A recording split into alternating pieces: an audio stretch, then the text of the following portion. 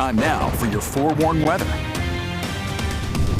Good afternoon, Utah, and happy Friday. We're closing in on the weekend coming our way very shortly. But in the meantime, let's just go ahead and enjoy this lunchtime view from Red Cliffs Lodge in Moab, looking absolutely stunning. Cumulus clouds are building in the distance, so Moab will have the chance of picking up some wet weather as we go through the afternoon. And we just missed it, but there were a few folks going down the river right there. And with a temperature that's likely going to be in the upper 80s today in Moab, being on the river, that's probably a great way to spend the day.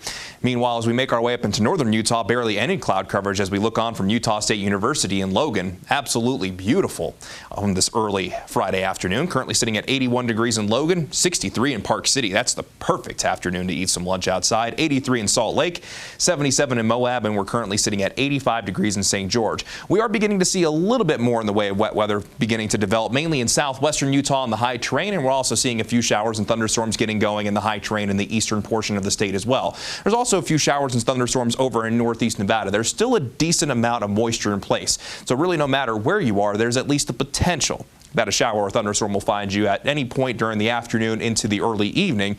Just that best chance of wet weather is going to be along and east of the I-15 corridor. The further west you go, the less chance that you're going to see, and then especially if you move down to our valleys.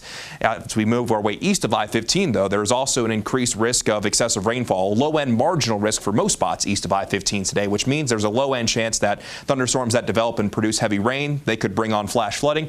Just something that you want to keep in mind, especially if you're going to be heading down to southern Utah across the Mighty Five or our southern Utah recreation areas, where most spots flash flooding today is more of a probability rather than possibility. Given the proximity for Zion and Bryce Canyon to I-15, that chance is a little bit lower, still possible nonetheless.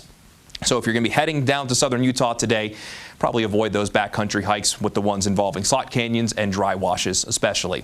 Let's go ahead and begin the futurecast. We'll stop this at 3 o'clock this afternoon. Spotty showers and thunderstorms across the state, again mainly favoring the high terrain, but even by 3 o'clock, this particular futurecast showing a storm developing over the Oakers that could find its way into the Salt Lake Valley. That potential will exist for today. Not saying it's going to happen, but that chance will again be there. The chance for spotty showers and thunderstorms will continue through the early evening. As we get past sundown, though, we lose the daytime heating, we lose the instability, the chance of wet weather goes down, and then for our Saturday, it's going to look and feel very similar to what we get today with isolated showers and thunderstorms. Just our temperatures will come up just that little bit more. And the reason why we're going to see increasing temperatures is because eventually we're going to start to see decreasing moisture. A lot of that thanks to a high pressure that's going to be building in from our east, so it's going to be moving from east to west. And by Sunday into Monday, it's more or less going to cut off that monsoonal flow, leaving us with dry conditions to begin next week, and we'll also see temperatures above our seasonal averages. Maybe by the back half of next week, we start to see our next surge of moisture, which will help bring the temperatures back down to our seasonal averages, and we'll also start to see that increasing moisture. As for today, daytime highs